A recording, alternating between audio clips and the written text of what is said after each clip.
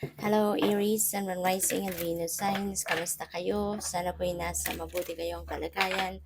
Welcome back po sa Star Tarot. Kung bago kayo dito, welcome din po kayo. Please subscribe, like, share my videos, and leave me a comment kung nakaresonate po kayo. Thank you. Tignan natin kung ano mga mensahe ni Aries for today. First card ninyo, co-create. Ayan, Aries. So, this is a reminder para sa'yo, no, na we are co-creating our reality with the divine. Okay? Hindi natin inaasa sa universe, sa divine, no, yung kung ano yung gusto nating ma-achieve sa buhay, hindi lang natin yan inaasa sa kanya lahat. Kasi kailangan pagtulungan natin, 'di ba? You and the divine universe are co-creating your reality, 'di ba? Kaya nga tayo ay dapat nakikinig, no, sa guidance niya, na kadalasan dumadaan through intuitive messages, 'di ba? Merong intuitive nudges, merong mga signs, symbols, synchronicities, omens, no, na pinapadala sa inyo to guide you, 'di ba, on how you're going to navigate your life. Kaya uh, at kayo ang nandito, 'di ba, sa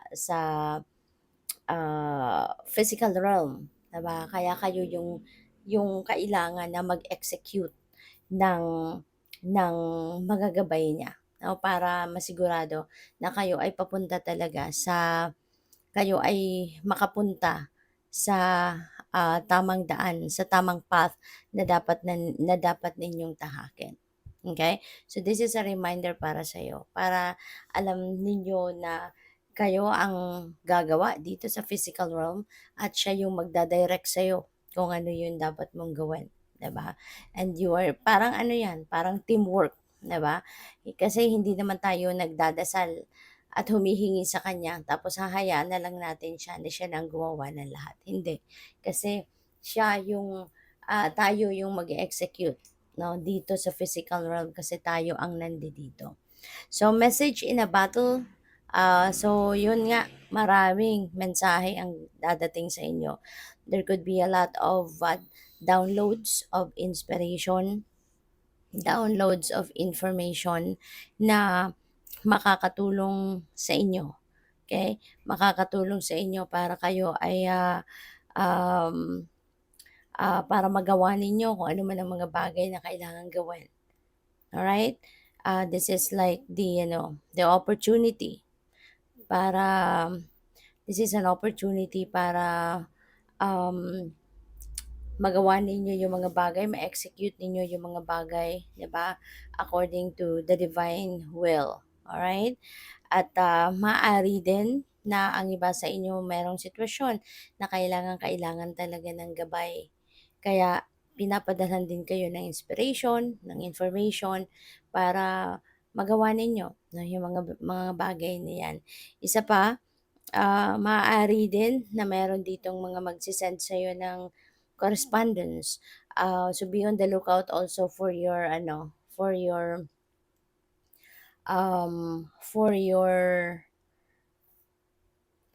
communication lines kasi po pwedeng meron mag-send sa iyo ng email, pwedeng meron mag-send sa iyo ng importanteng text or DM or PM or kahit ano pa, no, na pamamaraan ng pagpapadala sa inyo ng balita or impormasyon. Okay? So, we also have no place like home.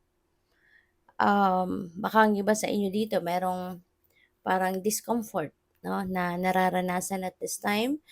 Maaaring wala kayo sa sarili ninyong tahanan at nami-miss ninyo yung sarili ninyong tahanan, 'di ba?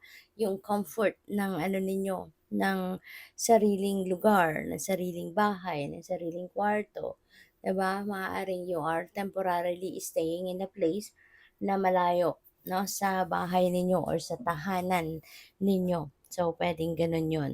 Or this could also be discomfort within yourself. Baka ah, meron kayong nararamdaman discomfort sa sarili ninyo, you know? Baka meron kayong mga self-discovery, 'di ba, na hindi ninyo parang hindi kayo masyadong komportable dito. There is pupuwedeng, something that happened in yourself, na hindi ka komportable na ganyan ka, 'no? Kaya maybe you are not very comfortable of who you are sa ngayon, 'no? Puwedeng ganyan. Um, Kaya parang yung parang nararamdaman siguro ng iba sa inyo na parang you are feeling strange, sa sarili ninyo, 'no? So, puwedeng gano'n. So, tignan natin kung ano pa ang mga messages para sa'yo. And by the way, maraming salamat for subscribing. And if you haven't subscribed yet, subscribe na kayo. And also, maraming salamat for not skipping the ads. Malaking bagay po yan sa akin. Thank you.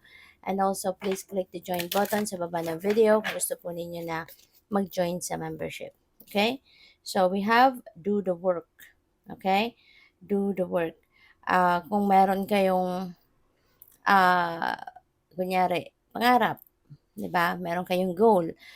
Hindi naman 'yan, 'di ba, basta na lang, mangyayari. Hindi na lang 'yan, bastang babagsak sa lap ninyo 'no, na wala naman kayong ginagawa. Hindi maaari 'no, na iaasa na lang natin sa pagdadasal. 'Di ba? Yung kung ano man ang mga bagay na gusto nating ma-achieve or ano ang sitwasyon na gusto nating maranasan, but we need to work on it. We need to do the work, 'di ba? Walang magiging progress, hindi magpo-prosper, hindi kayo magta-thrive, walang growth, walang asenso kung wala kayong gagawin, kung hindi kayo magte-take action. Kasi hindi naman po pwede na yung universe na lang ang gagawa ng lahat. Kasi ikaw yung nandito sa physical realm, 'di ba? Kaya kailangan na pagtrabahuan, 'no? Kung gusto mong umasenso, kailangan pagtrabahuan. Kung gusto mong maging masaya, you really need to work on it, 'no? Para kayo ay maging masaya. Or kung ano man yung gusto ninyo na makita sa inyong 3D reality, you really need to work on it. You need to take action para ma-achieve mo, para ma-accomplish mo kung ano yung mga sinimulan ninyong gawin, 'no? So, we have guardian angel. Wow, napakaganda. 'Di ba, ginagabayan ka, 'no? Nagpaparamdam ang inyong guardian angel na lagi siyang nandiya-diyan. So, just in case kailangan mo ng tulong niya, 'no, tumawag ka lang, tawagan mo lang yung inyong guardian angel. Your guardian angel is just a prayer away. Okay? She's just a prayer away. Kaya tawagin mo lang ang pangalan niya. We have raise your vibration. Ayan. So, feeling ko dito, I eventually, no, you will be thinking positively, you will be feeling positive, prosperous and abundant. Kaya yung vibration ninyo, your vibrational frequency will be higher, At saka ang maganda rito kapag excited ka, kapag masaya ka, kapag nagpo-project ka lang ng positivity, there is a high chance, no, na you will be able to manifest whatever it is that you want to manifest in your life. Okay? Mas magkakaroon kayo ng tsansa dito, mataas na tsansa, no, na kung ano man yung gusto mong ma-achieve sa buhay, yan ay maa-achieve ninyo. Okay? So, good luck. Thank you for watching Love and Light. Namaste.